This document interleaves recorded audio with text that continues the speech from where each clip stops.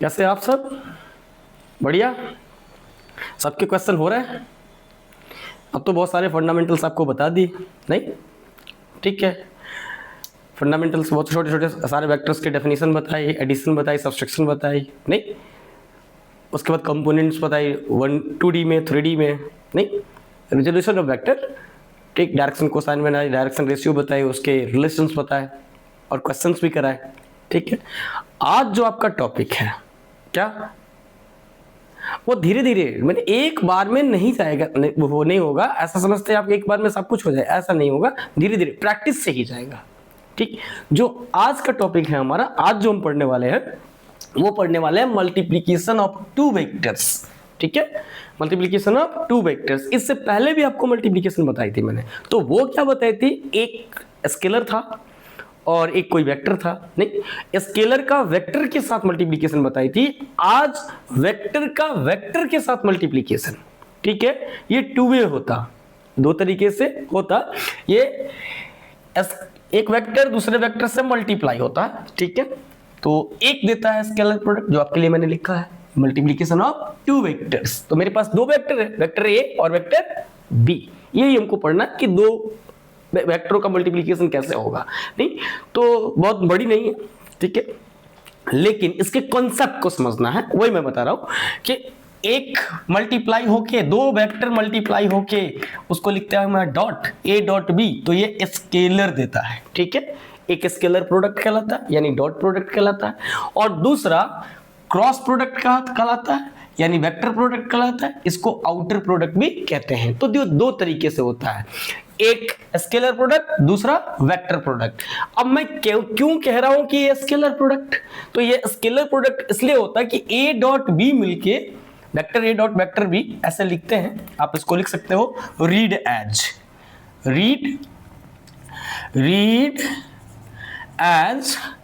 Vector A dot लिख दो dot vector B.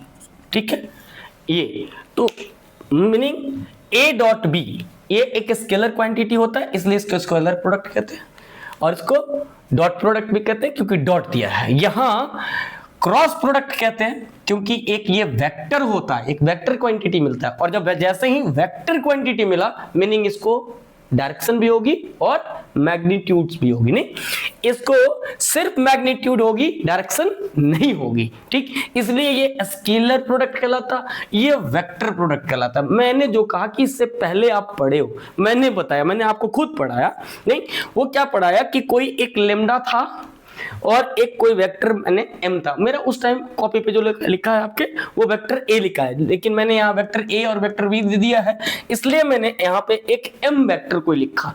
ठीक है, वो इस डायरेक्शन में है। ठीक, अब एक लेमडा कोई क्वांटिटी, कोई एक स्केलर है, एक नंबर है, जिसको मैं इससे मल्टीप्लाई कर रहा था, तो क्या मिल रहा था, लेमडा टाइम्स वेक्टर एम। वो वेक्टर एम के डायरेक्शन में था। कब? जब लेमडा 0 से बड़ा था, यानी लेमडा ग्रेटर देन 0 यानी पॉजिटिव वैल्यू थी, तो वो वेक्टर एम के डायरेक्शन में हो रहा था। ये भी मल्टीप्लिकेशन था। मल्टीप्लिकेशन एक स्केलर का एक वेक्टर का एक नंबर के साथ, यानी एक स्केलर के साथ, एक वेक्टर का मल्टीप्लिकेशन एक स्केलर के साथ दे रहे थे। वो भी multiplication of vector by a scalar था, बाय अ नंबर था। वही मैंने यहां लिख दिया आपके लिए कि आप कंफ्यूज नहीं हो, आप इसको डिफरेंशिएट कर पाओ कि ये वेक्टर का वेक्टर के साथ मल्टीप्लिकेशन है। तो एक देता है स्केलर और दूसरा देता है वेक्टर। ठीक है, यहां एक वेक्टर का एक स्केलर के साथ मल्टीप्लिकेशन है, ये वेक्टर देता है, दोनों ही सिचुएशन में वेक्टर देता है। ये कैसे? अगर ये लेमडा नेगेटिव पॉजिटिव हुआ, तो वेक्टर एम के डायरेक्शन में आपका वो वेक्टर मिलता था, जो आप उसको एन वेक्टर कह सकते हो। एक दूसरा कोई वेक्टर मिल रहा है जिसकी magnitude lambda times magnitude of vector M. अगर ये लेमडा नेगेटिव था तो क्या होता था, वो ये जो वेक्टर एन मिला है, इसकी जो लेंथ है उतनी ही होगी, लेकिन डायरेक्शन में रिवर्स हो जाता था। क्यों?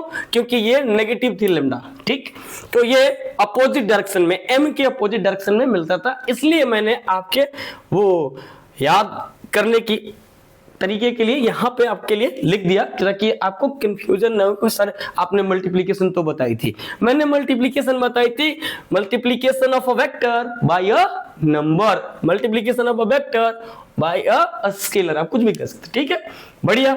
इसमें कंफ्यूजन नहीं होना चाहिए, नहीं होना है, कंफ्यूज होना ही नहीं है, ठीक। यहां वेक्टर का वेक्टर से मल्टीप्लिकेशन है, एक में क्या मिलता है स्केलर क्वांटिटी, उसको क्या लिखते हैं vector A dot vector B, ये डेफिनेशन, ठीक है।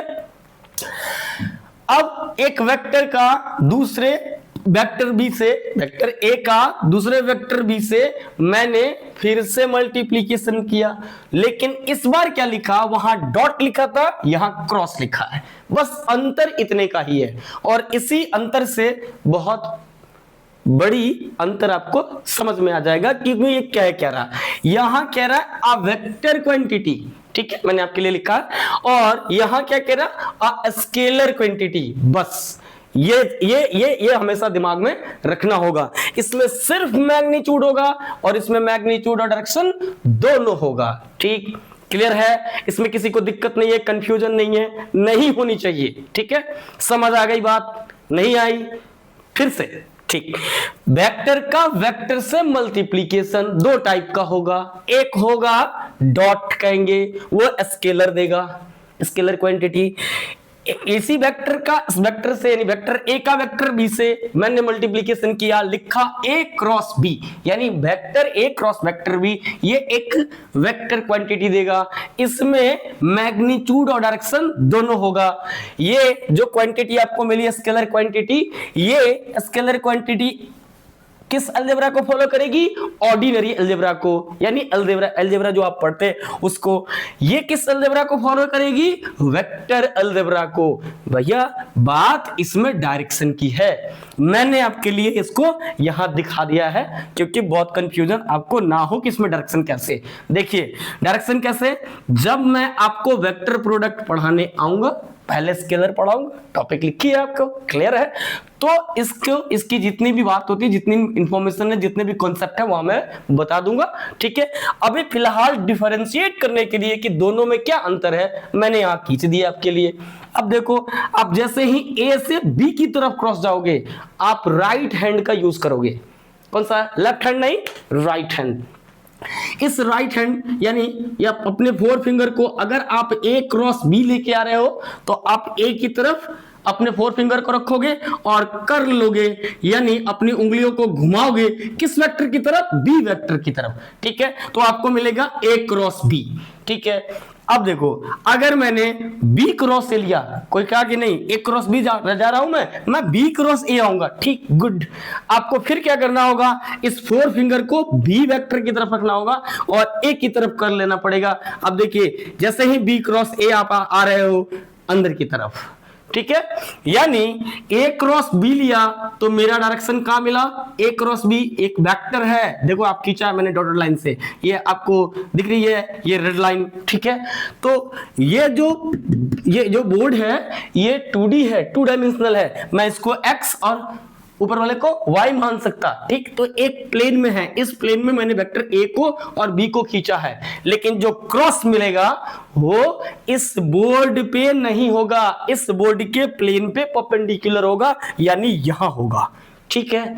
यानी out of the plane of the board, आपके लिए out of the plane of the paper, क्योंकि आप जिस पेपर पे ए और बी को खींचे हो वो 2 डायमेंशनल है, ठीक है। अब उस पेपर के परपेंडिकुलर, ठीक है, आप परपेंडिकुलर हवा में खींच नहीं सकते, इसलिए डैश्ड लाइन से मैंने डॉटेड लाइन से मिलाया है। तो ये कहां है, ये एस है, ये मेरी बॉडी की तरफ है, ठीक है। अगर मैं इसकी टिप निकाल दूं तो ये कैप निकाल दूं तो जो टिप की डायरेक्शन है वो डायरेक्शन ए क्रॉस बी की दिखा रहा है, ठीक है। अगर जैसे मैंने बी क्रॉस ए लिया, क्या लिया, बी क्रॉस ए, ये जो मेरा थंब है, अंगूठा है, ये बोर्ड के अंदर की तरफ जा रहा है, तो जो मेरे डायरेक्शन होगा बी क्रॉस ए की, वो क्या होगा, क्या होगा अच्छे बच्चे, क्या होगा, into the plane of the board, good. आपके लिए पेपर के लिए into the plane of the paper, ठीक है। कंफ्यूजन है, तो ये डायरेक्शनल हुआ कि नहीं, ये एक वेक्टर क्वांटिटी हुई कि नहीं, ठीक। ये थीटा लेंगे क्या? अरे बताई तो है, कितने दफा बताइए कि क्या है। पीछे वाले अपने कॉपी में देखो, जो वीडियो देख रहे हैं वो आप वीडियो में पिछले वाली मेरी वीडियो देखो, उसमें टेल टू टेल जहां ज्वाइंट है वो एंगल को मैंने लिया, इसलिए यहां स्मॉलर एंगल लिखी है। डॉट हो या क्रॉस, आपको जाना कहां है? स्मॉलर एंगल के थ्रू, ग्रेटर एंगल के थ्रू नहीं जाना है। ये एंगल ग्रेटर वाली एंगल नहीं लेनी है, इसलिए क्रॉस लिख दिया यहां पे। नहीं, ये क्रॉस कंफ्यूजन नहीं हो, ये क्रॉस भी मीनिंग, ये एंगल ग्रेटर एंगल नहीं रखनी है आपको। हेड से हेड हो या टेल से टेल जहां ज्वाइंट हो उस एंगल को रखना है, angle between vector A and vector B. ये मैंने करा रखा है, बहुतों बार करा रखा है, कंफ्यूजन में आप मत पड़ो। क्यों? यहां ए बी दिखा दिया है, लो मैंने एक वेक्टर पी दिखाया ऐसा, ठीक है, और एक वेक्टर यहां क्यू दिखाई, हेड से हेड मिला है कि नहीं? मैं इसको क्या कर सकता, इसको पैरेलल शिफ्ट कर सकता। शिफ्ट वेक्टर वही है, मैंने जितनी बड़ी ये क्यू खींची है वेक्टर, उतना ही बड़ा ये क्यू वेक्टर है, सिर्फ पैरेलल शिफ्ट कर दी। और यहां फिर से मैंने पैरेलल शिफ्ट की, शिफ्ट पैरेलल शिफ्ट, तो ये देखिए फिर से टेल जुड़ गई कि नहीं? जुड़ गई। यही एंगल बिटवीन वेक्टर होता है, ये P, बढ़िया, और ये Q। इसमें कहीं कंफ्यूजन नहीं है एंगल बिटवीन में, नहीं, यानी एंगल बिटवीन टू वेक्टर्स हमेशा स्मॉलर एंगल लेते, 180 तक जाना है आपको, स्मॉलर एंगल लेते, थीटा लेते, यानी टेल से टेल जुड़ा हो या हेड से हेड जुड़ा हो वही एंगल होता है, बहुत बार बताई है, ठीक। पैरेलल शिफ्ट मैं कर सकता, वेक्टर में ये बात अलाउड है, आप ले सकते, ठीक। बस उसकी एंगल्स को आप इधर उधर नहीं कर सकते। जैसे मेरा ये वेक्टर, ये जो मेरा मार्कर है, ये जो पॉइंट है या टिप है इसकी, ये हेड दिखा रहा है मान लो, और ये टेल दिखा रहा है, और इतना बड़ा वेक्टर है, नहीं इतनी लेंथ रखता, मैग्नीट्यूड रखता, तो इस वेक्टर को मैं कहीं भी शिफ्ट कर सकता हूं पैरेलली। यहां देखो, पैरेलल, इधर इधर इधर इधर इधर इधर, यहां कहीं भी मैं ले जा सकता हूं, लेकिन जिस डायरेक्शन में है उसी डायरेक्शन में मैं इसे रोटेट नहीं कर सकता। अगर जरा सा भी मैंने रोटेट किया वेक्टर बदल जाएगी, यानी डायरेक्शन जैसे बदला, लेंथ तो वही है, लेकिन जैसे ही डायरेक्शन बदला ये वेक्टर बदल गया, ठीक है। इधर कर दूं, इधर कर दूं, इधर कर दूं, इधर कर दूं, इधर कर दूं, नीचे कर दूं, इधर कहीं भी कर दूं, मैंने जैसे ही डायरेक्शन चेंज की, हल्की सी स्लाइट, तब भी ये वेक्टर चेंज हो गया। बढ़िया, अब तो कंफ्यूजन नहीं है, बार बार बताया है इस बात को, आपको अपने ध्यान में रखना होगा। अब एंगल बिटवीन में आपको प्रॉब्लम नहीं होनी चाहिए, ठीक, क्लियर है? आ जाऊं इस पे मैं, बढ़िया। पैरेलल शिफ्ट कहीं भी कर सकते, ठीक, जैसे चेंज इन वेलोसिटी की बताई थी मैंने, नहीं तो आप कहीं भी, वो V2 था, V1 था तो खींच रहा था मैं, हाँ, तो आप कहीं भी पैरेलल शिफ्ट कर सकते हो, इस वेक्टर पे कोई असर नहीं पड़ेगा। आप जैसे ही इसको टर्न करोगे वेक्टर बदल जाएगा, ठीक है, मीनिंग डायरेक्शन बदला, वेक्टर बदल गया, ठीक है। जब भी एंगल लेंगे, क्या लेंगे? टेल से टेल जहां स्टार्ट हो, ज्वाइन देखो यहां, या हेड दोनों आके मिल रहे हो वहां, वो एंगल उन दोनों वेक्टरों के बीच की एंगल ली जाएगी, ठीक है। स्मॉलर एंगल, ग्रेटर एंगल नहीं, चाहे वो डॉट हो यहां या फिर क्रॉस, आपको जब कभी भी लेना है स्मॉलर एंगल के थ्रू जाना है। आप देखो, आपके लिए मैंने खींचा है ए क्रॉस बी लिए, देखिए यहां से ए से बी की तरफ जा रहा है, यहां डायरेक्शन मैंने दिखाया है, रोटेशन ए क्रॉस बी, ठीक है, और बी से ए की तरफ क्रॉस, बी से ए की तरफ आ रहा हूं तो बी क्रॉस ए, देखिए यहां पे डॉटेड लिखी जाए, यानी ये कहां है? Into the plane of the board, और ये क्या है? Out of the plane of the board. आपके लिए आपने जो कॉपी पे खींचा है, ए क्रॉस बी लेंगे out of the plane of the paper, और बी क्रॉस ए लेंगे into the plane of the paper. Clear? बढ़िया। इसको एक डायरेक्शन होता है, इतनी बात समझ आ गई, ठीक है। इसको डायरेक्शन नहीं होता, इतनी बात समझ आ गई। एक को कहते हैं डॉट लगाया तो इसको डॉट प्रोडक्ट या स्केलर प्रोडक्ट, क्यों? क्योंकि सिर्फ इसको एक मैग्नीट्यूड है, डायरेक्शन नहीं है। वेक्टर को डायरेक्शन है, लेकिन डॉट होके स्केलर दे रहा है, सिर्फ मैग्नीट्यूड है। ये ऑर्डिनरी अलजेब्रा को फॉलो करेगा, मीनिंग जो क्वांटिटी आपको मिली है स्केलर क्वांटिटी, उसकी बात कर रहा हूं मैं, ठीक। यहां क्या है? ये ए क्रॉस बी एक वेक्टर क्वांटिटी क्वांटिटी है। जब वेक्टर मिल रहा है, वेक्टर क्वांटिटी, एक दो वेक्टरों का क्रॉस होके एक वेक्टर मिल रहा है, यानी जिसको क्रॉस प्रोडक्ट आप कह रहे हो, इसको एक मैग्नीट्यूड भी होगा, एक डायरेक्शन भी होगा, तो ये क्या होगा, ये वेक्टर अलजेब्रा को फॉलो करेगा। ठीक, इतनी बात क्लियर है, बढ़िया है, आपको इसके बीच की एंगल में प्रॉब्लम नहीं है। ठीक, अब कभी ये दिमाग से बाहर ना जाए आपके। ठीक, ग्रेटर एंगल नहीं लेना है, लो मैंने मिटा दिया इसको। ठीक है, बढ़िया है, हमेशा स्मॉलर एंगल लेना है। ठीक, अब जब मैं क्रॉस आपको बताने आऊंगा तो क्रॉस की सारी डेफिनेशंस वगैरह जितने भी हैं, उसके ज्योमेट्रिकल इंटरप्रिटेशन है, उसके फिजिकल एग्जांपल्स हैं, उसकी प्रॉपर्टीज है, वो बताऊंगा। पहले मैं स्केलर, पहले कौन लिखा है स्केलर प्रोडक्ट, तो मैं पहले स्केलर प्रोडक्ट यानी dot product of two vectors पे आऊंगा। इसकी डेफिनेशंस आप लिखो। ठीक है, इतनी चीजें मिटा दूं, बोलो मिटाओ, चलो अब आप लिखो पहला स्केलर प्रोडक्ट। मैं यहां से इसको मिटा दे रहा हूं, लो। ठीक है, आप लिखो scalar product of two vectors, scalar product of two vectors. ठीक है, scalar product of two vectors. आप चाहो तो ये लिख सकते हैं। ठीक, ये फिर से या यहीं पे मैं तो यही लिख दूंगा, आप लिखो। डेफिनेशन है scalar product of two vector, scalar product of two vectors is defined as the product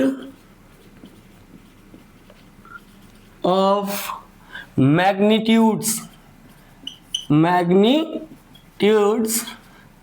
of vector A and vector B and the angle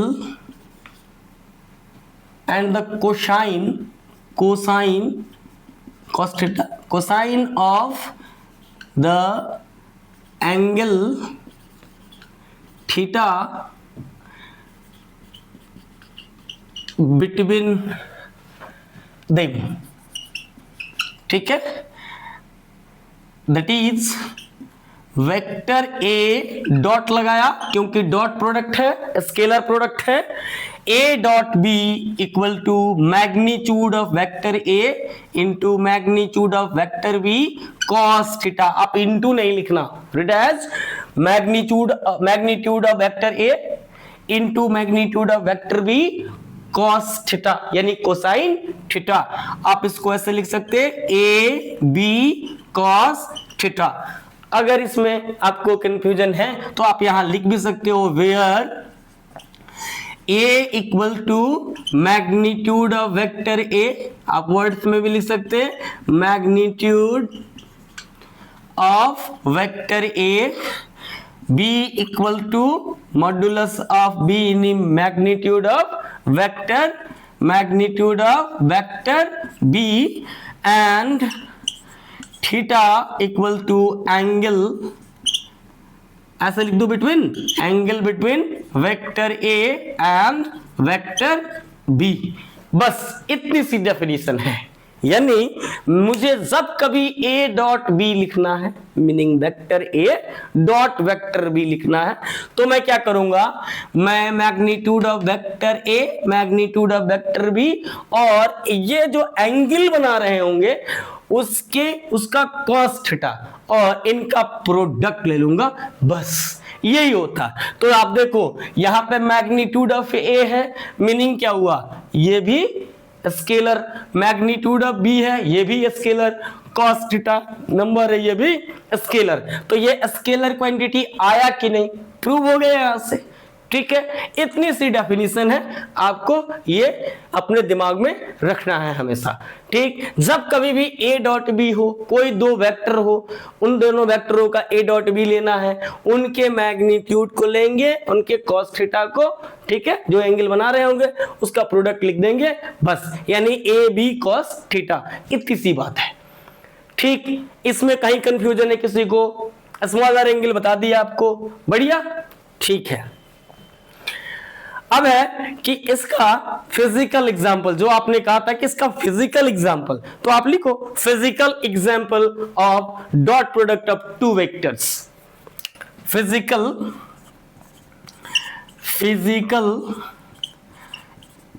examples of dot product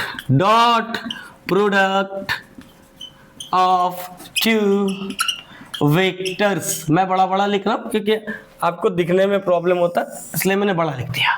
ठीक, अब आप लोग पढ़ के आए हो वर्क डन, ठीक है, मैं यहां वर्क डन लिखूंगा वो डॉट प्रोडक्ट में।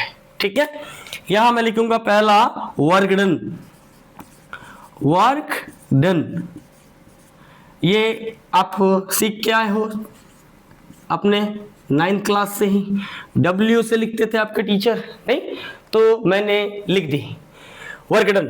अब क्या होता है वर्क डन? लिखिए, work done is defined as the scalar product यानी डॉट प्रोडक्ट, स्केलर प्रोडक्ट को और डॉट प्रोडक्ट को, डॉट प्रोडक्ट, बात वही है, dot product of force F acting on a body and displacement, मैं डी से लिखता हूं, डी वेक्टर से, आप चाहो तो एस वेक्टर से लिखो, and displacement D vector produced. ठीक है, दस वर्क डन। आज से डेफिनेशन हो गई आपकी, W इक्वल टू, मैं कैपिटल W लिखा हूं, F vector dot D vector, आप चाहो तो यहां F vector dot S vector भी लिख सकते हो। सॉरी, ये कितना होगा? Magnitude of F magnitude of D cos theta, यानी FD cos थीटा। ठीक है, तो ये क्या हो गई? एक फिजिकल एग्जांपल हो गई। देखिए डॉट प्रोडक्ट दे रहा है कि नहीं, यानी वर्क डन क्या मिल रहा है आपको, आप पूरे को बॉक्स से कर सकते हो, लो, यानी वर्क डन क्या मिल रहा है? फोर्स डॉट डिस्प्लेसमेंट, यानी F डॉट D, क्या होगी इसकी magnitude? Magnitude of F magnitude of D cos theta, यानी FD cos थीटा। ठीक है, रेक्टेंगुलर कंपोनेंट्स में आप आओगे तो भी डॉट्स होता नहीं, रेक्टेंगुलर कंपोनेंट्स में क्या होगा? यहाँ पे मैं F डॉट D लिखूंगा, ये W के इक्वल है, तो आप क्या लिख सकते हो यहाँ पे? Fx dx। ठीक है, अगर आपको दिया रहा रेक्टेंगुलर कंपोनेंट तो यहां पे लिख सकते हो ना, एफ एक्स आई प्लस एफ वाई जे प्लस एफ जेड के। बताइए आपको, नहीं यहाँ पे डॉट लगाना, और यहाँ पे डी एक्स आई प्लस डी वाई जे प्लस डी जेड के, ये करने आ रहा हूं मैं। ठीक है, तो ये आप ऐसे भी F X D X F Y D Y plus F Z D Z हो गया इस फॉर्म में। ये अभी नहीं है, बताने आ रहा हूं प्रॉपर्टी, तब बता दूंगा कि आपको ये कैसे आया। ठीक है, आप फिलहाल ये लिख लो डॉट प्रोडक्ट। ठीक है, इसकी जरूरत अभी नहीं है यहाँ, ठीक, बस इसकी जरूरत है। ठीक है, जल्दी लिखो, मैं मिटाऊंगा, इसकी जरूरत अभी नहीं, अभी बता रहा हूं कि ये कैसे आएगा। ठीक है, ये प्रॉपर्टीज में। ठीक, हाँ इसकी इधर उधर होता है सर, 3 तो देखो 3, ठीक, 3 कंपोनेंट्स, बढ़िया, मिटाऊं मैं। चलो अब लिखो इंस्टेंटेनियस पावर, इंस्टेंटेनियस पावर, ये थोड़ी जल्दी लिख लो, मैं यहां लिख देता हूं इंस्टेंटेनियस पावर। अब क्या होता है इंस्टेंटेनियस पावर, वो भी डॉट प्रोडक्ट से ही आएगा। अब ठीक, आप लिख सकते डॉट प्रोडक्ट में, कैसे? दूसरा नंबर लिखो आप, second,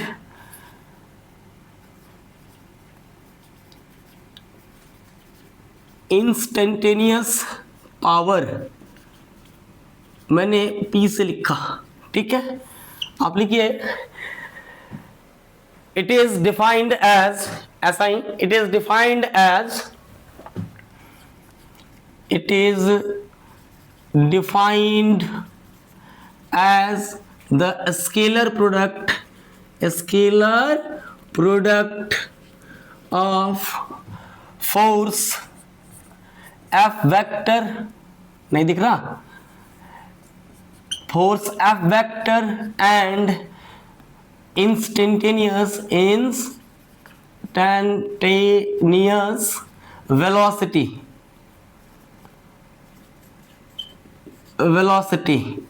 thus power, instantaneous power equal to, ये क्या होगा, ये होगा एफ डॉट वी, यानी magnitude of F, magnitude of V cos theta, यानी एफ वी कॉस थीटा। देखो ए बी कॉस थीटा आ गया कि नहीं, ठीक है। अब क्या होता, ये दो हो गए, एक वर्क डन हो गया, दूसरा इंस्टेंटेनियस पावर हो गया, ठीक है। तीसरा लिखो electric flux, electric flux,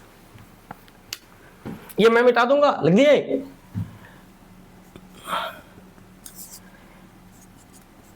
electric flux, इसको लिखते हैं फाई ई से, अभी अब जब इसको पढ़ाने आऊंगा तो आपको बताएंगे फाई ई से, ठीक है। अब फाई ई से क्यों, क्योंकि मैग्नेटिक फ्लक्स भी मुझे लिखना है तो उसको फाई बी से लिखूंगा, ई फॉर इलेक्ट्रिक फील्ड है, ठीक है। ऐसे ही लिखो electric flux is defined as, it is defined as the dot product or scalar product of electric field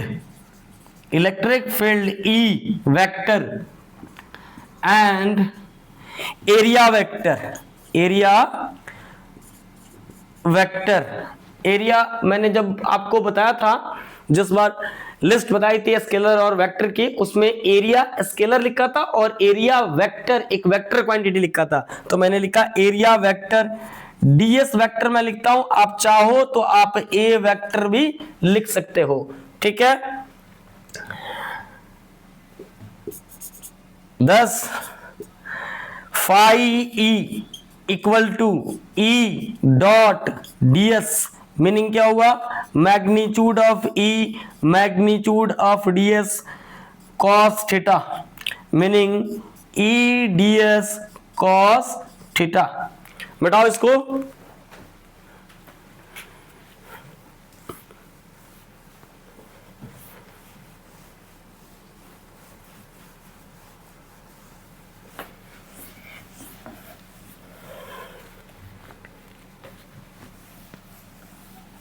क्या हुआ, ए, आप ए में भी लिख सकते हैं, लिख लो आप, हाँ डीएस की जगह पे, डीएस क्या है, एरिया वेक्टर है, तो ए भी लिख सकते हैं आप लो, लिख लो आप ऐसे, और ऐसे लिख लो E dot E vector dot A vector equal to, यहाँ पे फाई ई भी लिख सकते हैं, वही है ये magnitude of E magnitude of A cos theta, यानी ई ए कॉस थीटा, डॉट प्रोडक्ट ही है, ठीक।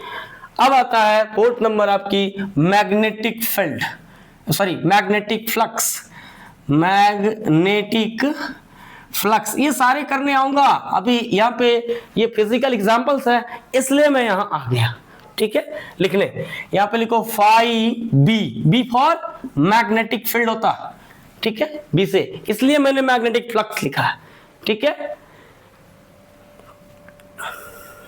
लिखिए magnetic flux, magnetic flux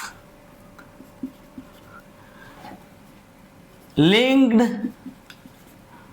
with a surface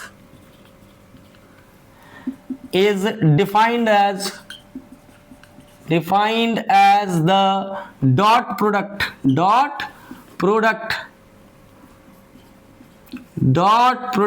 of magnetic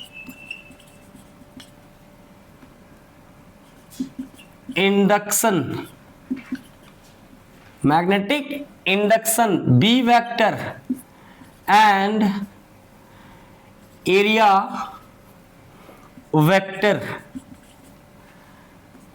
Thus phi B equal to B dot ds। आप चाहो एरिया वेक्टर लिखा है, area vector, तो आप यहां पे ds वेक्टर लिख सकते हो और a वेक्टर लिख सकते हो, ठीक है।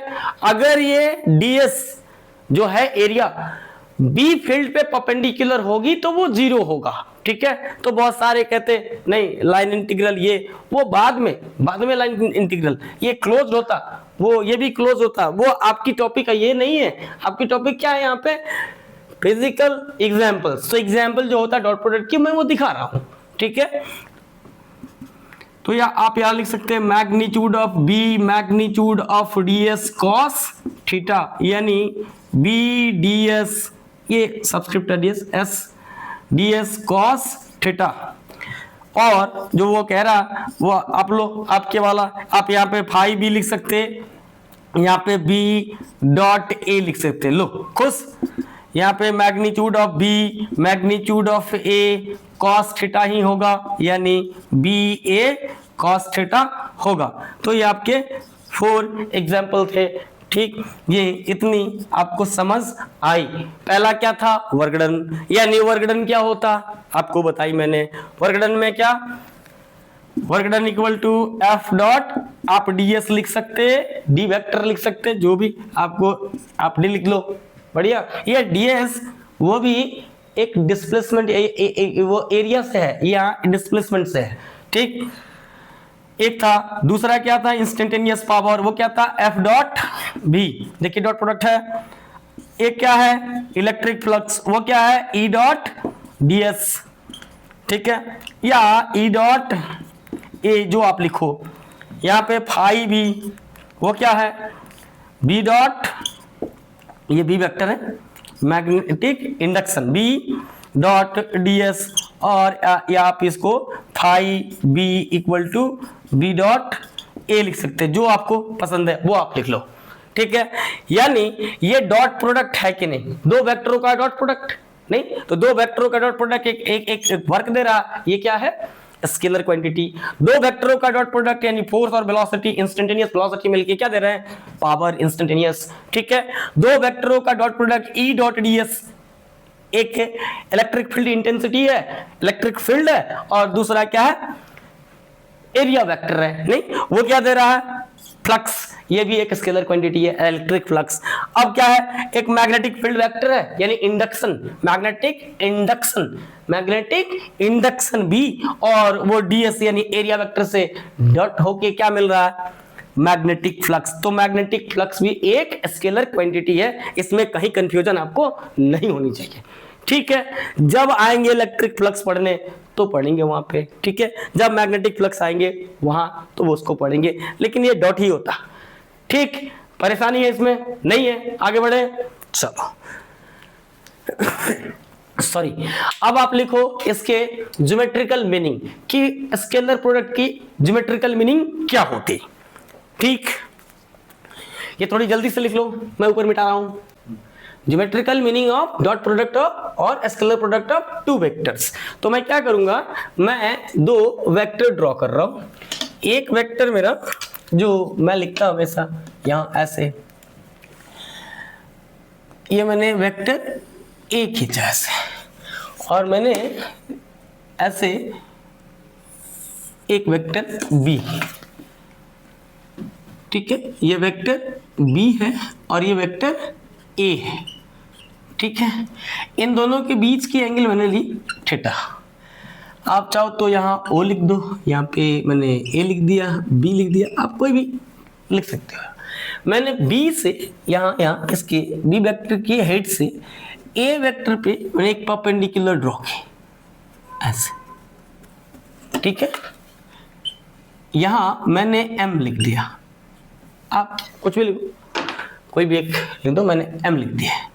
तो मैंने जो ये ओ एम लेंथ है, O M length, O M magnitude में कह रहा हूं, ठीक है, ओ एम लेंथ, तो ये होता है magnitude of vector B cos theta, और ये कहलाता है प्रोजेक्शन, ठीक है। अभी मैं बताता हूं, ठीक है। मैंने वेक्टर ओ एम नहीं लिखा, ओ एम की मैग्नीट्यूड लिखी है लेंथ। वेक्टर ओ एम कैसे लिखेंगे, ये यूनिट वेक्टर के टर्म में लिखेंगे, जो मैंने आपको सिखाई थी। एक वेक्टर को दूसरे वेक्टर के टर्म में कैसे आप लिख सकते हैं, उसके डायरेक्शन में कैसे लिख सकते हैं, यूनिट वेक्टर लाके, ठीक है। तो ठीक है, मैं लिख दे रहा हूं ओ एम वेक्टर, ठीक। पहले ये ठीक, तो मैंने ये एक वेक्टर ए ली है और दूसरी वेक्टर बी ली है, इनके बीच की एंगल थीटा है। मैंने इस बी को प्रोजेक्ट किया है इस ओ ए वेक्टर पे, तो यहाँ ओ एम जो मैंने लिखा है, ये वाली लेंथ, उसको लिखा B magnitude of B cos theta. अभी जो आपको मैंने बताया कि आज ए डॉट बी यानी vector A dot vector B, तो वो क्या होता, आप अभी देखें कि magnitude of A into magnitude of B cos theta होता है। तो मैंने लिख दिया यहाँ पे ए बी कॉस थीटा। अब तो ये स्केलर क्वांटिटी है, नहीं तो मैं कहीं भी इसको, ये ऑर्डिनरी अलजेब्रा को फॉलो करेगा। तो मैंने क्या किया, यहाँ पे क्या लिखा, यहाँ पे ए और यहाँ पे ब्रैकेट में रखा बी कॉस थीटा। ये क्या है, मैं ए लिखूं और यहाँ पे लिखूंगा प्रोजेक्शन ऑफ वेक्टर बी, ऐसा लिख दो, पूरा लिखो वेक्टर बी, लो vector B in the direction of vector A, ठीक है। यानी वेक्टर ए की मैग्नीट्यूड और magnitude of projection of vector B लिखा है, मैग्नीट्यूड यानी ये मैग्नीट्यूड, ठीक, बढ़िया। अब क्वेश्चन मैं यहाँ एक आपको नोट लिखवाऊंगा, अभी पहले एक बार इसको देख लो। ये आपकी ज्योमेट्रिकल मीनिंग कहलाता है, ठीक है। अब इसको दूसरे टर्म में, एंड बी डॉट ए मैं लेके आऊं या ए डॉट बी, चलो ए डॉट बी। इस बार क्या करा मैंने, इस बार वेक्टर ए को यहां लिखा और बी को ऐसे, ये थोड़ा छोटा खींच लो कोई नहीं, ये ओ, ये ए यानी वेक्टर ए और ये वेक्टर बी। मैंने क्या करा, ए से परपेंडिकुलर ड्रॉ करा, ए के वेक्टर ए के हेड से बी पे, ठीक है, और इसको लिख लिया एन। तो ये जो ओ एन है, ये जो लेंथ ओ एन है वो होगा मैग्नीट्यूड ऑफ, यहाँ पे अगर थीटा आई है तो magnitude of A cos theta, ये लेंथ, ठीक है। अब आप क्या करोगे, यहाँ पे a डॉट बी लिखोगे तो आप देखो क्या लिखोगे, magnitude of A magnitude of B cos theta, meaning क्या हो गया, ए बी कॉस थीटा, ठीक है। अब मैं फिर से इसको लिख सकता हूं, यहाँ पे बाहर b को रख सकता हूं, ये एक स्केलर क्वांटिटी है, तो फिर से मैंने b को अलग, इसमें a को अलग किया था ब्रैकेट से, अब यहाँ पे b को किया और यहाँ लिखा a cos थीटा। अब देखिए ये प्रोजेक्शन है कि नहीं, तो मैं यहाँ लिखूंगा b और ब्रैकेट में लिखूंगा projection of vector a in the direction of, direction में ऐसे लिख सकता, डायरेक्शन ऑफ वेक्टर बी, ये आपकी ज्योमेट्रिकल मीनिंग है। ठीक है, इसमें कहीं परेशानी। अब देखो, अब बहुत सारे एग्जाम्स में, बहुत सारे आपके पेपर्स में जो क्वेश्चन पूछे जाते हैं, थोड़े से यहां पे आपको समझना होगा। ठीक है, मैं यहां से लिख सकता, अगर मैं यहां पे लिखूं, आपके लिए एक नोट लिखूं, यहां पे आप एक नोट लिख लो और यहां आप चाहो तो इसको स्टार लगा लो। ठीक है, मैं ये लिख रहा हूं projection of vector B in the direction of vector E. ठीक है, मैं यहां लिख रहा हूं projection of vector B in the direction of vector A. आप जरा देखना ये किसके इक्वल हो रहा है, ये ए डॉट बी है कि नहीं, ए डॉट बी, ये आपकी जो आया है। ठीक, यहां ए डॉट बी है कि नहीं, ये जो आया है, नहीं। अब आप यहां देखो, मैं जैसे ही projection of vector B in the direction of vector A लिखूंगा तो ये A dot B divided by magnitude of A आया, बस काम खत्म। यहां पे ए dot B by magnitude of A, आप इसको ऐसे लिख सकते, A dot B by magnitude of vector A. ठीक है, वैसा ही नोट आप इसके लिए लिख सकते हैं, कैसे, नोट, फिर से स्टार लगाई मैंने, बहुत काम का है, क्वेश्चन पूछे जाते हैं तो आप फटाफट इससे लेके आ सकते हो। यानी यहां लिखूंगा projection of vector A, projection of vector A in the direction of vector B equal to A dot B by, अब क्या होगा, बी की मैग्नीट्यूड से डिवाइड होगा, तो मैं यहां लिखूंगा मैग्नीट्यूड ऑफ बी, यानी आप ऐसे लिख सकते A dot vector A dot vector B divided by magnitude of B. यहां जरा सा आप देखो, थोड़े से किसके डायरेक्शन में प्रोजेक्ट किया, ए वेक्टर के डायरेक्शन में। किसको प्रोजेक्ट किया, बी को। आप क्या करोगे, इन दोनों का डॉट प्रोडक्ट लिखोगे, जिसके डायरेक्शन में आपने प्रोजेक्ट किया है उसकी मैग्नीट्यूड से डिवाइड, कहानी खत्म। इतनी बात समझ आई, फिर से, good. Projection of vector B in the direction of vector ए, किसके डायरेक्शन में जा रहे हो आप, वेक्टर ए के डायरेक्शन में। क्या करोगे, वेक्टर ए डॉट बी लिखोगे, यानी vector A dot vector B, A के डायरेक्शन में जा रहे हो, मैग्नीट्यूड ऑफ ए से डिवाइड कर दोगे। यहां projection of vector A in the direction of vector B. ठीक है, क्या करोगे, ए डॉट बी लिखोगे, यानी vector A dot vector B, किसके मैग्नीट्यूड से डिवाइड करोगे, बी के। ठीक है, यहां क्या किया, ए डॉट बी लिया, किसके डायरेक्शन में प्रोजेक्ट करना है मुझे, ए की मैग्नीट्यूड से डिवाइड। यहां किसके डायरेक्शन में प्रोजेक्ट करना है, बी की मैग्नीट्यूड से डिवाइड। इतनी सी बात है। ठीक, समझ आया आपको, नहीं आया? मेरा मानना है कि ऐसा कोई ये रॉकेट साइंस है नहीं। ठीक है, मैंने इसकी ज्योमेट्रिकल मीनिंग लिखी है, नहीं क्या होता है, ये ए डॉट बी लिखा, magnitude of A magnitude of B cos theta लिख दिया, यानी ए बी cos थीटा आ गया आपको, ए और इसको ब्रैकेट में लिख दिया बी cos थीटा। ये projection of vector B in the direction of vector A. बहुत सारे लोग इसको मैग्नीट्यूड में लिखते हैं, आप लिख सकते हो, कोई दिक्कत नहीं। ये क्या है, ये सारे मैग्नीट्यूड ही तो है, नहीं स्केलर ही तो है, लिख दिया मैंने। ठीक है, दूसरे इस वेक्टर को ए को बड़ा रखा था, इसको छोटा रखा था। ठीक है, इस पे ले आया था मैंने इसको, नहीं ये प्रोजेक्शन, यानी लेंथ इसकी लिखी थी ओएम की, नहीं यहां लेंथ ओएन की लिख दी। यहाँ क्या था, B cos theta, magnitude of B cos theta, यहाँ पे magnitude of A cos theta. फिर से लिखिए डॉट प्रोडक्ट आ गया। ठीक है, इसके हेल्प से मैंने यहां projection of vector B in the direction of vector A लिख दिया, A dot B by magnitude of E. यहां पे क्या लिख दिया, इसके हेल्प से यहां से लिख दिया projection of vector A in the direction of vector B, A dot B divided by magnitude of B. ठीक है, जब कभी भी प्रोजेक्शन किसी पे आए वो आप ऐसे लिख सकते हो। ठीक, अब रही तुम्हारी बात, क्या तुमने कहा कि ओ एम वेक्टर को कैसे लिखेंगे, तो आप जरा याद करो मैंने क्या बताया था आपको। आपको क्या लिखना है, ओ एम वेक्टर, ठीक है, किसके डायरेक्शन में लिखना है, इस वेक्टर बी को आपको इसके डायरेक्शन में प्रोजेक्ट करना था, मैंने इस लेंथ को लिखा था।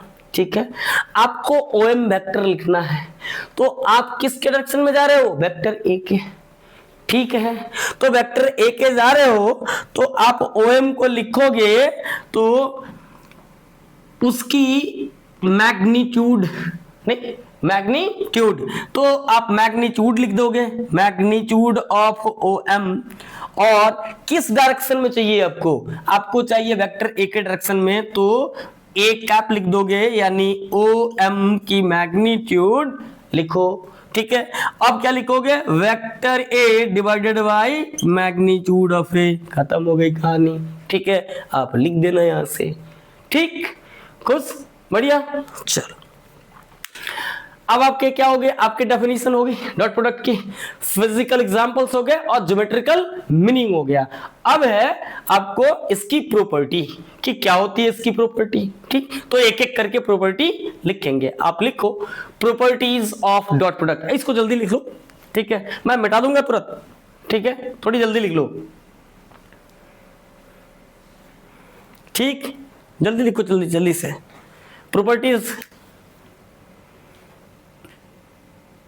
प्रॉपर्टीज, पहला प्रॉपर्टीज मैं लिखूंगा, प्रॉपर्टीज लिख लो, प्रॉपर्टीज पहला लिखो, first scalar product, scalar product is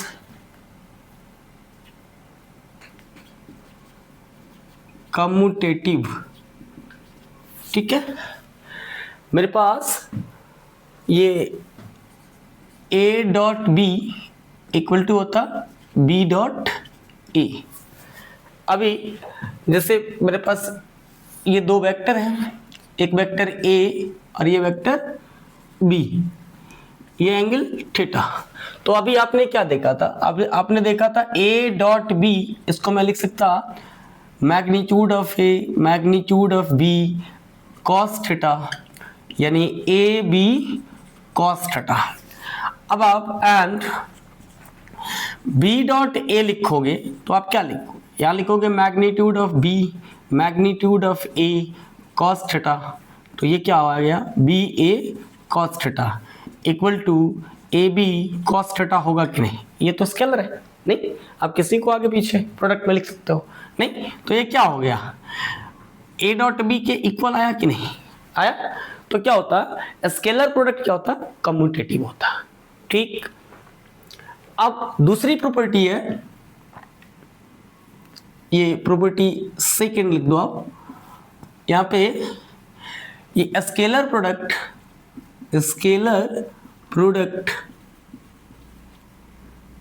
is distributive over addition of vectors। ठीक है, that is a dot b plus c equal to a dot b plus a dot c, ये होता है। अब थोड़ा, अब आपको इसका जैसे इसकी प्रूफ है, मैं इसकी प्रूफ भी कर सकता, अब थोड़े से आपको पेशेंस रखना होगा। ठीक है, अब थोड़े आपको देखना होगा इसको। ठीक, अब चाहो तो मैं अभी प्रूफ कर दूं, या फिर कहो तो इसको जो प्रॉपर्टी करा दे रहा हूं तो प्रूफ करूं, नहीं यहीं पे चलो अब देखो प्रूफ, नहीं मानोगे कोई बात नहीं, लो मैंने एक वेक्टर यहाँ पे ऐसे ए वेक्टर ड्रॉ किया, ठीक है। मैंने एक कोई वेक्टर बी यहां ड्रॉ कर लिया,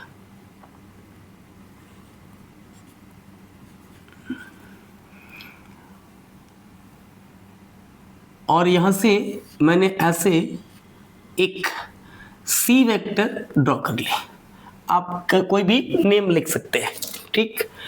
मैंने इस पॉइंट, ये जो हेड है सी की, यहाँ से एक परपेंडिकुलर ड्रॉ की ए वेक्टर पे, और जो बी का हेड है वहां से एक परपेंडिकुलर ड्रॉ कर ली इस ए वेक्टर पे।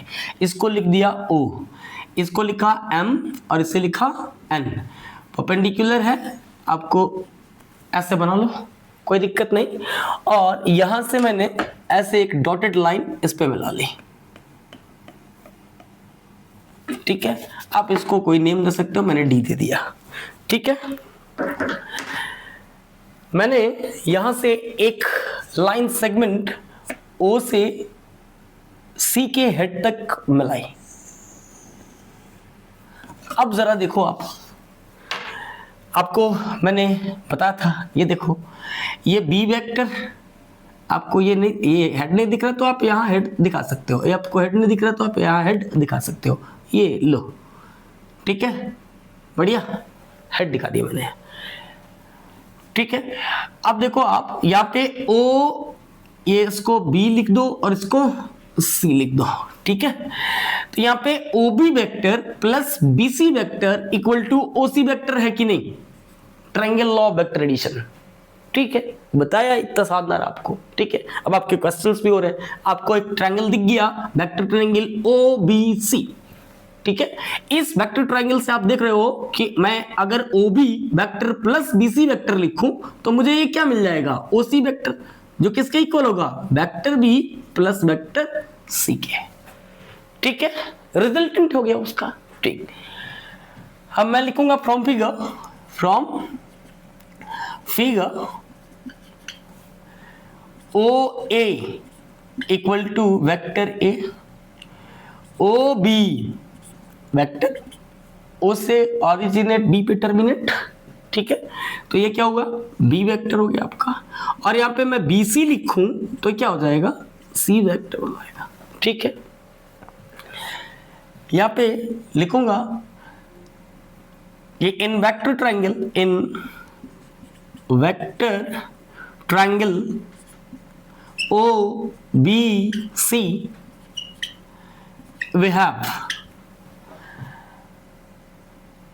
OB vector plus BC vector equal to OC vector, meaning B vector plus C vector equal to OC vector। इसमें कहीं कंफ्यूजन है आपको? नहीं है। मैंने क्या किया है, ये परपेंडिकुलर ड्रॉ किया है, तो मैं लिखूंगा कि OBM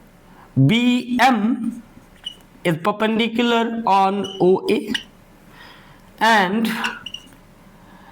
CN perpendicular on OA। ये A लिख दो, यहाँ पे B लिखा था, यहाँ पे C लिखा था, ये A हो गया, ठीक है। अब कोई भी नेम दे सकते हो, ठीक।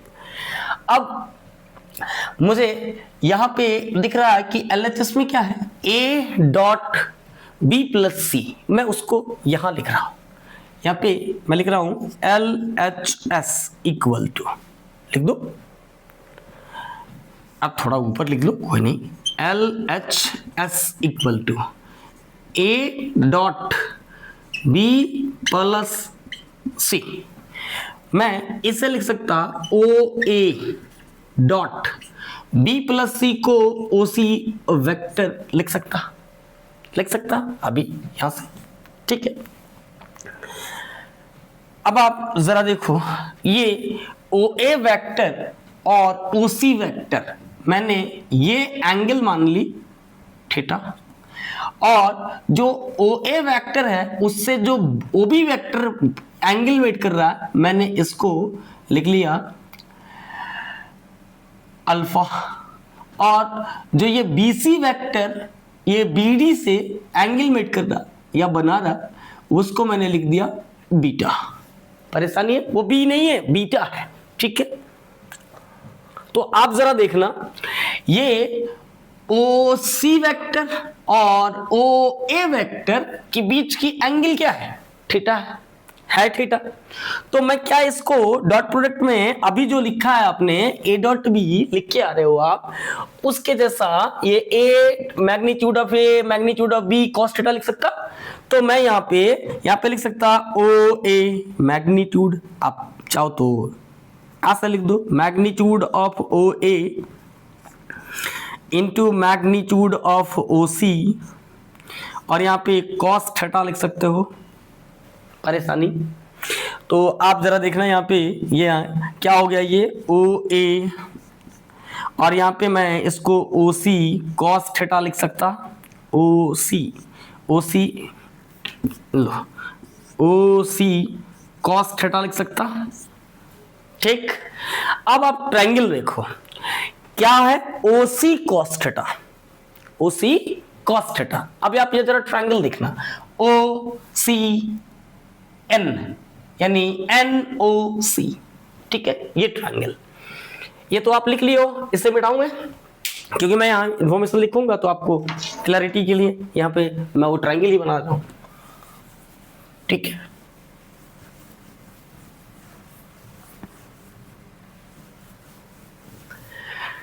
यहाँ पे वो ट्रायंगल क्या है, वो ट्रायंगल है ऐसा, एक राइट एंगल ट्रायंगल है। आप जरा देखो, यहाँ पे C है, यहाँ पे N है और यहाँ पे O है, ये एंगल थीटा है। तो अब जैसे ही यहाँ पे cos थीटा लिखोगे, cos थीटा लिखोगे तो ON base upon hypotenuse OC लिखोगे कि नहीं? लिखोगे। तो आप यहां से ON equal to cross multiplication करोगे तो OC cos थीटा आएगा। अब मैं इस OC cos थीटा के लिए ये वैल्यू सब्स्टिट्यूट कर सकता ON, ठीक है।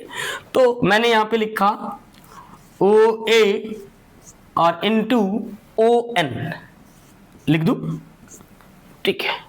अब आप जरा देखो, ये ON को मैं क्या लिख सकता, ON को क्या लिख सकता मैं यहां से OM प्लस MN कर सकता, ठीक है। मैंने क्या किया, मैंने यहां लिखा OA और यहां लिखा OM प्लस MN। आ गई बात समझ, ठीक है। अब इसको लिख सकता मैं OA OM और प्लस OA MN। यहां जो मैंने थीटा लिखा है तो ये किस कौन सी एंगल है, ये NOC या CON है? नहीं, theta equal to angle CON या NOC लिखा है, ठीक है। ये आ गई बात समझ। अब आप जरा देखो इस वाली छोटी सी ट्रायंगल देखो, यहाँ पे BOM या MOB एक राइट एंगल ट्रायंगल है। तो मैंने यहां से फिर से ट्रायंगल बनाई, एक राइट एंगल ट्रायंगल जो वो है 90 डिग्री, ये भी राइट एंगल ट्रायंगल है, उधर से राइट एंगल दिखाई है मैंने, ठीक है। तो ये क्या हो गया, ये हो गया M, ये हो गया O और ये हो गया B। ये एंगल कितनी है, अल्फा है, एंगल बताइए मैंने अल्फा। अब आप जरा देखना, यहाँ पे cos अल्फा में लिखूं तो कितना लिखूंगा, OM base upon hypotenuse OB, good. तो मैं इसके लिए यहां से फिर से ऐसा क्रॉस मल्टीप्लीकेशन करूं तो यहां से मैं OM equal to OB cos theta लिख सकता कि नहीं, यानी cos अल्फा होगा। अब यहां पे MN है MN। फिर से आप वो छोटी सी राइट एंगल ट्रायंगल दिखाओ ऐसा जो मैंने दिखाई है, आप एकदम लिखोगे तो आपकी ये सारी बात क्लियर हो जाएगी। यहाँ पे B, यहाँ पे है D और यहाँ पे है C है। ये MN किसके इक्वल है, एम एन ये भी परपेंडिकुलर, ये भी परपेंडिकुलर, नहीं, ये इसकी पैरेलल खींचिए, नहीं, तो M N equal to B D होगा कि नहीं, M N equal to B D, good. तो यहां से अगर मैं कॉस बीटा लिखूं तो क्या लिखूंगा, B D upon B C, B D के लिए क्या चेंज कर सकता, एम एन, एम एन वहां से M N equal to B D, तो मैंने M N by B C लिखा, यानी cos beta equal to M N by B C. तो फिर से आप यहाँ पे यहाँ से एम एन इक्वल टू क्या लिख सकते हो, बी सी कॉस बीटा, ठीक है। तो मैं इन वैल्यूज को O M equal to O B cos alpha और M N equal to B C cos beta यहाँ रख सकता हूँ। तो मैंने क्या किया, यहाँ O M for B cos alpha plus O A M N equal to यहाँ से बी सी कॉस बीटा लिख दिया। अब जरा आप गौर से देखो, ये ओ ए यानी मैग्नीट्यूड ऑफ ओ ए है कि नहीं, तो मैं इसको लिख सकता ओ ए मैग्नीट्यूड, और यहाँ पे ये O M for O B, sorry यहाँ पे ओ बी होगा, ओ बी कॉस अल्फा, तो ओ बी के लिए मैग्नीट्यूड ऑफ ओ बी ऐसे लिख सकता कॉस अल्फा प्लस, यहाँ देखो आप magnitude of O A magnitude of B C, और यहाँ पे कॉस बीटा लिख सकता, ठीक है। तो ओ ए वेक्टर की मैग्नीट्यूड, यानी यहाँ आप देखो ओ ए वेक्टर की मैग्नीट्यूड ऑफ वेक्टर ए है, तो मैं यहाँ से इसको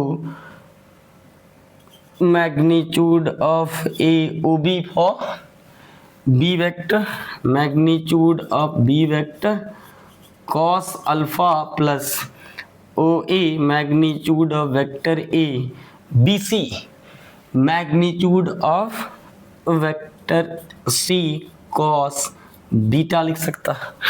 यानी ये क्या आया, ये आया ए डॉट बी लिख सकता मैं यहाँ से, और प्लस इसके लिए लिख सकता ए डॉट सी, यही आपका ए डॉट बी, यानी ये क्या आ गया A dot B plus C equal to A dot B plus B dot C, जो ये आपकी डिस्ट्रीब्यूटिव प्रॉपर्टी को मैंने प्रूव कर दी, ठीक है। अब तो खुश, बढ़िया हो गया, ठीक है। ये मैं यहाँ प्रूव नहीं करना चाहता था, इसको बाद में, देखिए ये लंबा हो गया, ठीक है, कोई नहीं, आप इसकी प्रॉपर्टी दो हो गए, ठीक है। थर्ड प्रॉपर्टी क्या कहती है, अगर मान लो कि दो पैरेलल वेक्टर मुझे दिए हुए हैं, मैंने इक्वल नहीं कहा, मैंने कहा पैरेलल वेक्टर, मिटाओ इसको, ये जल्दी से आप लिख लो, ठीक है। मैं यहाँ प्रॉपर्टी थर्ड लिखता हूं, थोड़ी जल्दी लिख लो,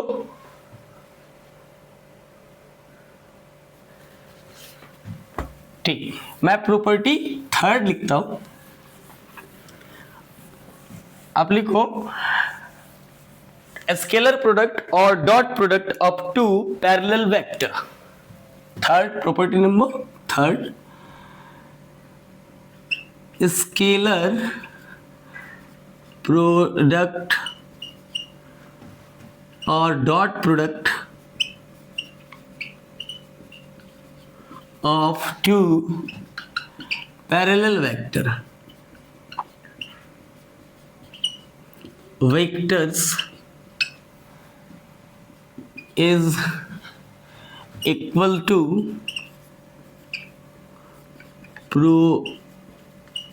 प्रोडक्ट ऑफ देयर मैग्नीट्यूड्स। ठीक है, कैसे? मेरे पास दो वेक्टर दिए हैं, मैं ए बी ही लिखता तो मैंने आपके लिए इस वेक्टर को ए और इस वेक्टर को बी लिख दिया। पैरेलल वेक्टर मैंने इक्वल वेक्टर नहीं कहा। ठीक है, तो इन दोनों के बीच की एंगल जो है वो कितनी हो जाएगी? 0 डिग्री। 0 डिग्री। ठीक है, अब आप यहां लिखोगे as A dot vector A dot vector B, यानी A dot B equal to, मैं यहां लिख सकता magnitude of A magnitude of B, magnitude of vector A into magnitude of vector B cos theta, meaning A B cos 0 degree. 0 degree है तो मेरे पास A B into 1 cos 0 value 1, तो मेरे पास क्या आ गया? ये ए बी। देखिए इसके मैग्नीट्यूड के प्रोडक्ट के इक्वल है। ठीक है, वैसे ही आप प्रॉपर्टी नंबर 4 लिखो। 4 डॉट प्रोडक्ट, ऐसा ही डॉट प्रोडक्ट और scalar product of two anti parallel vectors. मिटा लो इसको, अब तो लिख लिए। Anti parallel vectors is equal two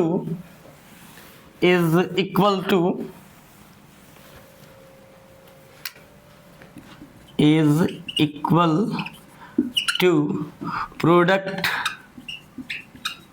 of their magnitude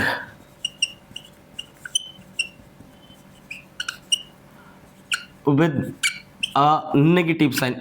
negative बोला है मैंने, 2 नेगेटिव साइन रखोगे तो वो प्लस हो जाएगा। ठीक है, देखिए एक वेक्टर मेरा ऐसे ए है और एक वेक्टर मेरा यहाँ बी है। ठीक है, आप चाहो तो आपको ये एंगल कितनी है? 180 डिग्री। इसलिए मैंने बोला आप चाहो तो आप किसको क्या कर सकते हैं? एक लाइन के एलोंग लिख सकते हैं। कैसे? आप यहां एक लाइन खींचो,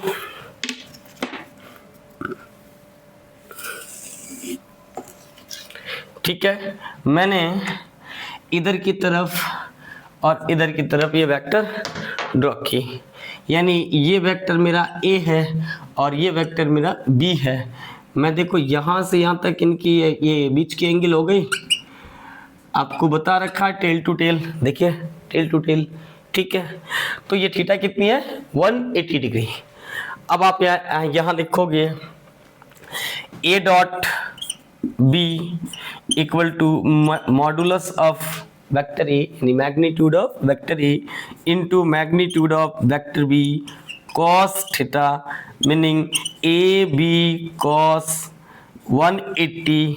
आप जानते हो 180 की वैल्यू माइनस ऑफ 1 होती है। इतनी मैथमेटिक्स आती है आपको, मैं इतना समझता हूं। ठीक है, तो ये क्या हो गया? माइनस ऑफ ए बी हो गया। देखिए एक नेगेटिव है साइन। ठीक है, प्रॉब्लम है, नहीं होनी चाहिए। ठीक है, हुआ?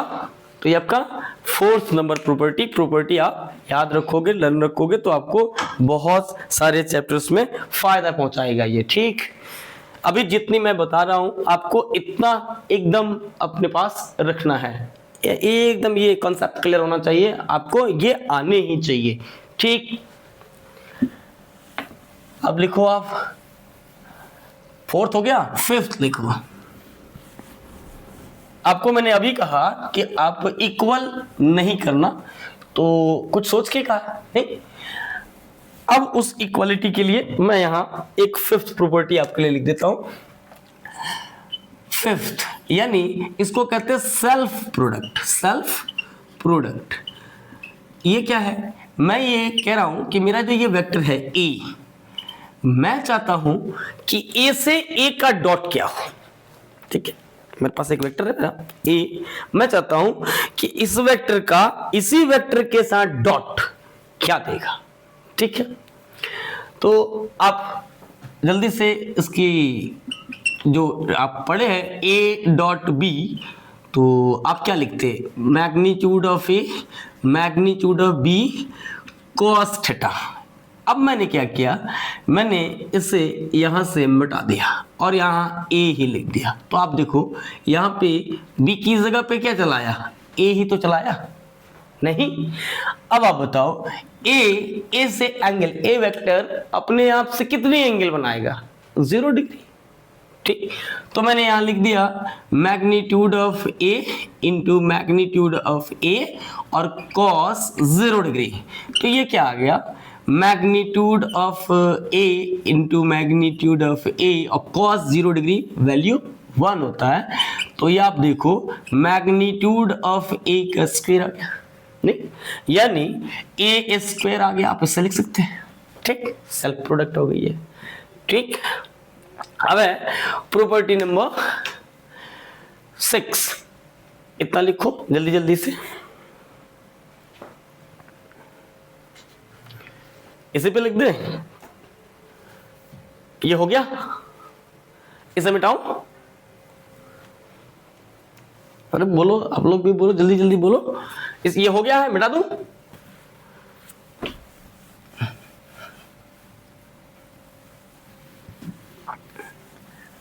अब आप लिखो प्रॉपर्टी नंबर 5।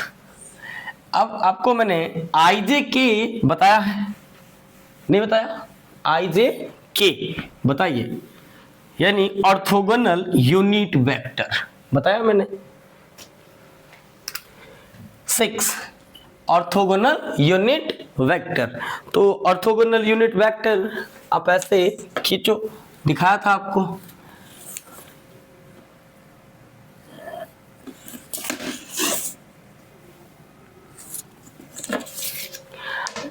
ये मेरा x एक्सिस, ये मेरा y एक्सिस और ये z एक्सिस। तो x को जो रिप्रेजेंट कर रहा था, x को जो रिप्रेजेंट कर रहा था वो आप यूनिट वेक्टर क्या लिखते थे, याद करो, आई कैप। और जो y एक्सिस के अलोंग यूनिट वेक्टर होता था वो क्या होता था, j कैप। और जो z एक्सिस के अलोंग आप यूनिट वेक्टर देखते थे वो क्या होता था, k कैप। बताइए, यूनिट वेक्टर आपको बताया है I cap magnitude of j cap equal to magnitude of k cap equal to मैंने 1 बता रखा है। ठीक है, अब मुझे चाहिए इनका डॉट प्रोडक्ट क्या होगा। तो मैं पहला लिखूंगा डॉट प्रोडक्ट और स्केलर प्रोडक्ट, यानी स्केलर प्रोडक्ट, डॉट प्रोडक्ट भी लिख सकते हो, scalar product of two similar unit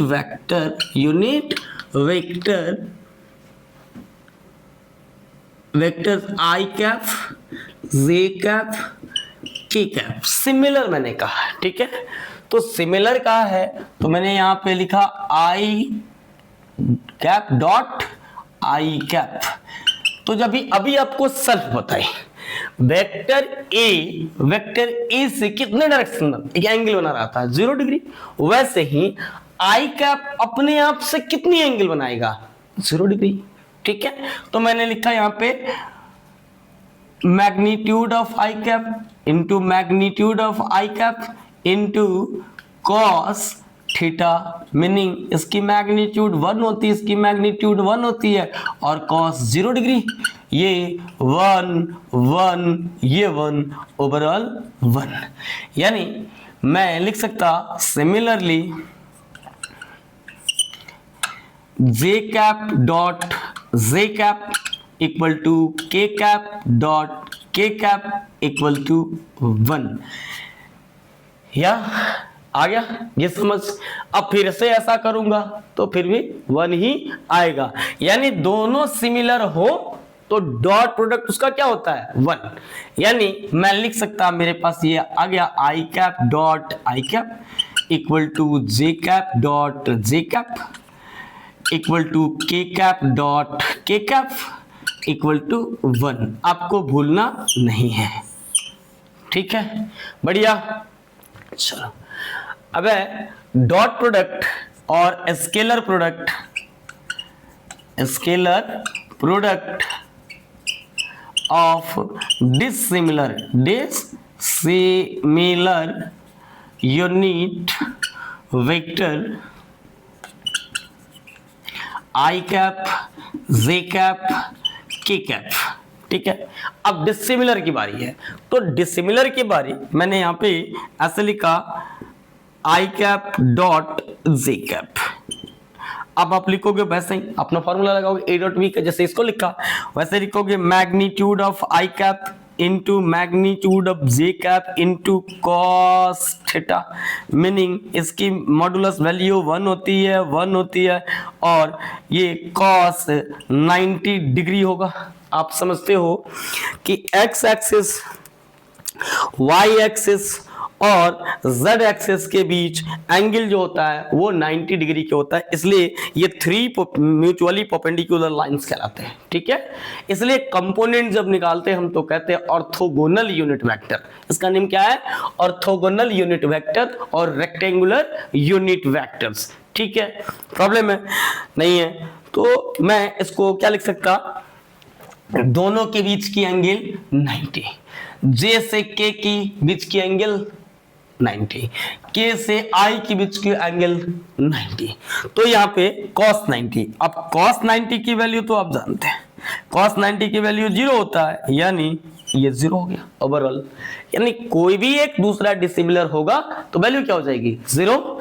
यानी मैं यहां से लिख सकता आई डॉट के कैप, ये भी 0, जे डॉट के कैप, ये भी 0। ठीक है, प्रॉब्लम। तो अगर डिसिमिलर हुआ तो उसका डॉट प्रोडक्ट क्या हो जाएगा? 0। ठीक, तो ये आपको याद रखना है कि आई डॉट जे डॉट ये क्या देगा? 0। आई डॉट आई कैप डॉट के कैप 0, जे कैप डॉट के कैप 0 हो जाएगा। ठीक है, ये हुआ आपका 7th। अब आप 8 लिखो। इसमें प्रॉब्लम नहीं होनी चाहिए, मुझे मानना है कि आपको अब किसी को भी प्रॉब्लम इसमें नहीं होगा। ठीक है, 8। अब अगर मैंने यहां पे एक वेक्टर जो आप लिए, ऐसा मेरा ये वेक्टर हो ए और यहाँ पे वेक्टर हो बी और ये बीच की एंगल इनकी थीटा, तो आप जानते हैं कि ए डॉट बी इक्वल टू क्या होता है? Magnitude of A into magnitude of B cos theta. तो मैं यहाँ से कॉस थीटा की वैल्यू कितने लिख सकता? A dot B divided by magnitude of a to magnitude of B. ठीक है, यहां से आप थीटा इक्वल टू लिख सकते cos inverse a dot B by magnitude of A magnitude of B. ठीक है, तो आपकी अगर दो वेक्टरों के बीच की एंगल आपको फाइंड आउट करनी है तो आप क्या करोगे? इस फॉर्मूला का यूज करोगे, चलाएगा। जैसे a इक्वल टू 4 यूनिट्स दिया हो, b इक्वल टू कोई सी भी unit 4 unit, 3 unit, 5 unit, 6 unit, कुछ भी दिया तो आप इसको फाइंड आउट कर सकते हो।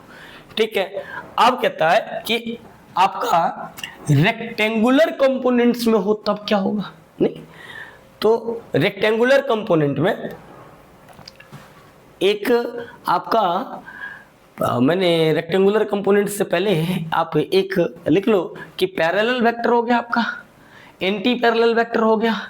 एक आपका मैंने छोड़ दिया, जैसे ये 9th में ये इसी पे क्योंकि एंगल निकाला, तो आप डॉट प्रोडक्ट यानी scalar product of perpendicular vectors, ये भी था आई कैप जे कैप में था, perpendicular vectors is equal to 0। ठीक है, कैसे? मान लो कि मैंने एक वेक्टर यहां पे ड्रॉ की ऐसे और एक वेक्टर मैंने ऐसे, ठीक है, वो तो रेक्टेंगुलर यूनिट वेक्टर था, cos थीटा आ रहा है 0।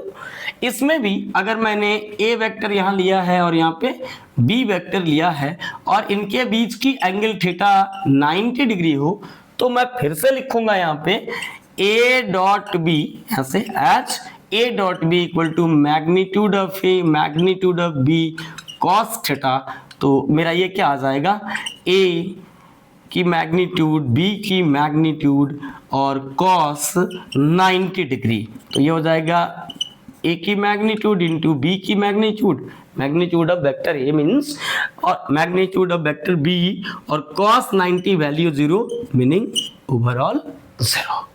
ठीक है, अब 10th, बस यही लास्ट, ठीक है, 3 मेरा 10 जाता है 10th। ठीक है, तो मैं कह रहा हूं कि अगर मान लो कि if vector A equal to A X I cap, यही कह रहे थे rectangular component, A X I cap plus A Y J cap plus A Z K cap लिख दी, and B vector equal to मैंने लिखा B X I cap plus B Y J cap plus B Z K cap, then A vector dot B vector equal to होता है A x B x plus A y b y plus A z b Z. ठीक है, ये होता है, ठीक, बढ़िया। अब आप इसको यहां भी यूज कर सकते हैं, कैसे? मान लो कि वेक्टर ए ऐसा है, तो मैग्नीट्यूड ऑफ वेक्टर ए कितना होगा, रूट अंडर ए एक्स स्क्वायर प्लस ए वाई स्क्वायर प्लस ए जेड स्क्वायर होगा, और यहां से मैग्नीट्यूड ऑफ बी कितनी आ जाएगी, ये आएगी वैसे ही B x square root under square root B x square plus B Y square plus B Z square. ठीक है, अगर मैं इसे इसको a डॉट बी को ए एक्स प्लस ए एक्स बी एक्स प्लस ए वाई बी वाई प्लस ए z b z लिख दूं और इसको इतना लिख दूं, तो मेरा ये cos थीटा का रेक्टेंगुलर कंपोनेंट में फॉर्मूला आ जाएगी। ठीक, बढ़िया, इसको लिख दिए हो, मिटा दूंगा मैं भी। ठीक है, तो मैं चाहता कि इसके टर्म में इसको ये cos थीटा को एन थीटा को cos इनवर्स इतने के लिए इसके इस कंपोनेंट के टर्म में मैं इस एंगल को दिखाऊं, जो कि बहुत सारे क्वेश्चंस में पूछे जाएंगे आपसे। ठीक, चलो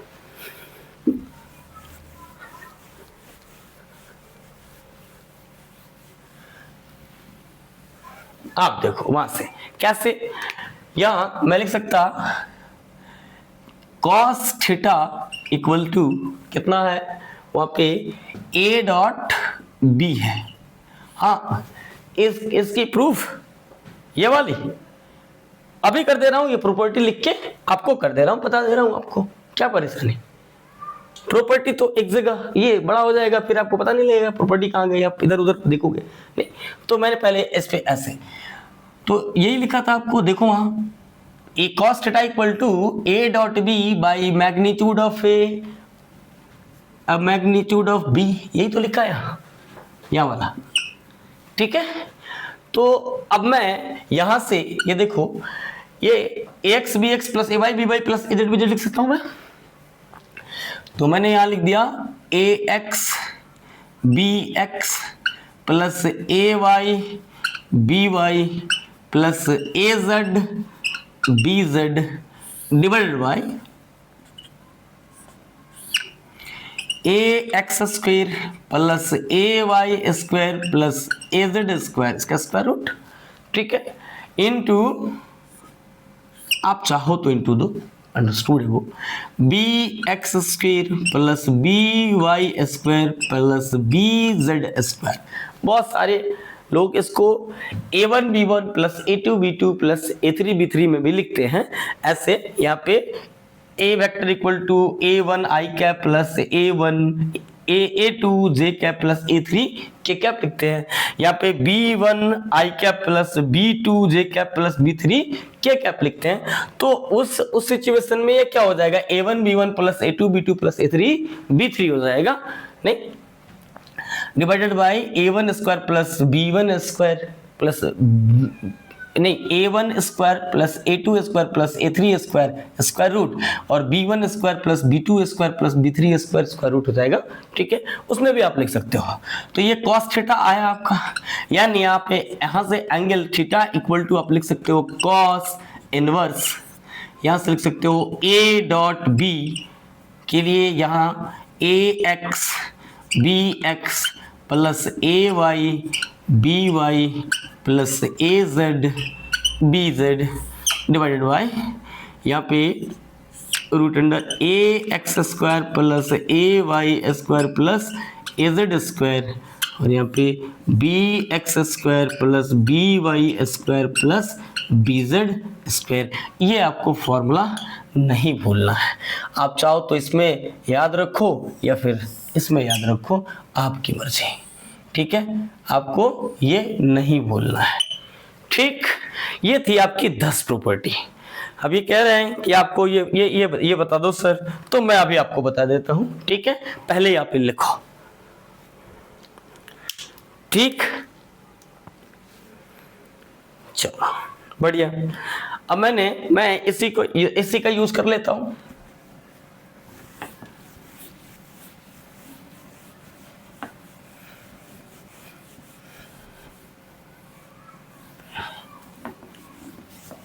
यहां आपको क्या दिया है, एक वेक्टर A दिया है और दूसरा वेक्टर B दिया है। मैं ये से यूज कर लेता हूं। यहां पे आपको लिख रहा हूं कि if vector A equal to, इसका रेक्टेंगुलर कंपोनेंट दिया हो, चलो हटाओ, इसको हटा दो, लो। ठीक, तो यहाँ पे AX i cap plus AY j cap plus AZ k cap and vector B equal to BX i cap plus BY j cap plus BZ k cap. ठीक है, तो अभी आपको बताया मैंने कि modulus of A equal to ये AX square plus AY square plus AZ square आपको बता रखा है, and modulus of B equal to BX square plus BY square plus BZ square, इतना आपको आता है। ठीक है, और मैंने लिखा यहां पे A dot B, if vector A equal to इतना, वेक्टर B इक्वल टू इतना, then A dot B equal to, मैं यहां पे लिखूंगा AX i cap plus AY j cap plus AZ k cap और यहां पे डॉट लगाऊंगा, लगाओ। अब आप देखो यहाँ पे वेक्टर B की वैल्यू जो ये दिया है, यहाँ पे BX i cap plus BY j cap plus BZ k cap मैं लिख सकता कुछ नहीं किया, डॉट प्रोडक्ट लिखना है मुझे, A डॉट B लिखना है। मेरे पास वेक्टर दिया है रेक्टेंगुलर कंपोनेंट्स में, meaning AX i cap plus AY j cap plus AZ k cap, ये वेक्टर A के इक्वल है। ठीक है, और दूसरा वेक्टर जो दिया है वो BX i cap plus BY j cap plus BZ k cap, यानी वेक्टर B के इक्वल है। और मुझे क्या करना है, इसका डॉट प्रोडक्ट चाहिए मुझे, A डॉट B। तो मैंने सिंपल A लिखा, डॉट लगाई, नहीं B लिखा। ठीक है, मैं जानता हूं कि magnitude of A root under AX square plus AY square plus AZ square होता है, तो मैंने वहीं लिख दी। ठीक है, और and magnitude of B equal to BX square plus BY square plus BZ square होता है, उसका स्क्वायर रूट होता है। ठीक, square root AX square plus AY square plus AZ square, ये क्या हुआ, मैग्नीट्यूड ऑफ A का मैग्नीट्यूड ऑफ A हो गया, और यहां मैग्नीट्यूड ऑफ B यानी BX square plus BY square plus BZ square, ये स्क्वायर रूट, ये क्या हुआ, वेक्टर B का मैग्नीट्यूड हो गया, ये वेक्टर A का मैग्नीट्यूड हो गया। रेक्टेंगुलर कंपोनेंट्स दे रखे हैं। ठीक, तो अब आप देखो यहाँ पे अभी मैं ax bx करूं यहां से, ठीक, तो मैंने लिखा ax bx, ठीक है। और क्या मैं इसको लिख सकता i डॉट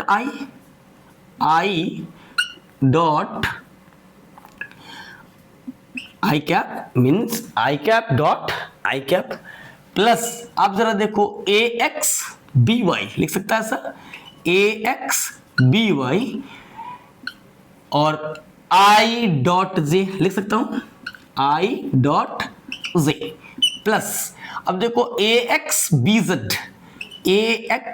bz और यहां से क्या लिख सकता i dot I cap dot के कैप, क्या लिख सकता आई कैप डॉट के कैप। हुआ 1 से 3 प्रोडक्ट, ठीक है, लिख दिया i cap i ax bx i dot i ax by i dot j ax bz कोई नहीं bz आई डॉट के कैप। अब दूसरे वाले से यहां से लिखूंगा ay और यहां क्या है bx। अब क्या होगा, यहां पे j है जैसे ऊपर लिखा j डॉट आई प्लस, अब ay by है तो यहां लिखूंगा ay by j dot j cap dot j cap plus ay bz j dot j cap dot के कैप। तो j dot I j dot j dot के ay bx ay bz तीनों हो गए। अब तीसरे से तो मैं लिखूंगा प्लस az bx, क्या है यहाँ पे के कैप डॉट यहाँ पे क्या है I cap plus az by, क्या है यहाँ पे जे कैप डॉट सॉरी के कैप डॉट जे cap plus az bz k cap dot के कैप। अब तो ठीक है, प्रॉब्लम है किसी को, मैंने 1 से 3 का डॉट लिया है, लिख दिया, फिर दूसरे से 3, फिर तीसरे से भी 3। अब आप जरा देखो, मैंने अभी आपको बताया था कि अगर सिमिलर डॉट होंगे unit vector, similar unit vector i cap j cap, तो वो क्या वैल्यू देगा 1। तो आप देखो यहाँ पे इसकी वैल्यू क्या हो जाएगी 1, इसकी वैल्यू क्या हो जाएगी 1 और इसकी वैल्यू क्या हो जाएगी 1। बाकी डिसिमिलर है कि नहीं 0, इसकी 0, इसकी 0, इसकी 0, इसकी भी 0, इसकी भी 0, ठीक है। यानी आप जरा देखो क्या इसको ऐसे लिख सकता हूं, यहाँ पे ax bx ये वाला और यहाँ पे 1 प्लस इसके लिए ax by i dot I dot J sorry ये क्या है 0 0 प्लस ax bz यहाँ पे इंटू 0। अब ये वाला प्लस ay bx यहाँ पे into 0 plus ay by 1 plus ay bz into 0 plus az bx ये 0 प्लस az by के डॉट जे ये 0 प्लस az bz इंटू 1। अब आप देखो क्या मिला ax bx प्लस 0 यहाँ पे plus 0 plus ay by plus 0 plus 0 plus 0 plus az bz, देखो ये डायगोनल के अलोंग, ठीक है, बाकी 0।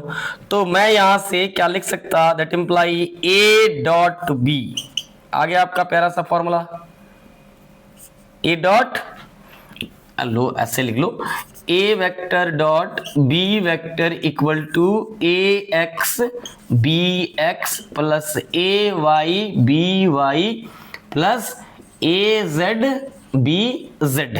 ये आ गया आपका dot product a dot B equal to जो मैंने आपको ऊपर लिखा था। अब तो प्रूव हो गया, ठीक है। अब आपको क्या करना, आपको ये मल्टीप्लिकेशन मैंने बताया दो टाइप के होंगे वेक्टर का, वेक्टर से एक होगा डॉट जो मैंने आपको डेफिनेशन बताई, आपको इसकी फिजिकल एग्जांपल्स बताई, आपको इसके वो ज्योमेट्रिकल मीनिंग बताई और आपको इसकी प्रॉपर्टी सारी बताई, प्रॉपर्टी सारी प्रूफ करके आपको दिखा दिया, ठीक है। अब आप अच्छे से जाओ, घर पे जाओ और आप घर पे हो तो आप अच्छे से इसको एक बार देख लो, ठीक है।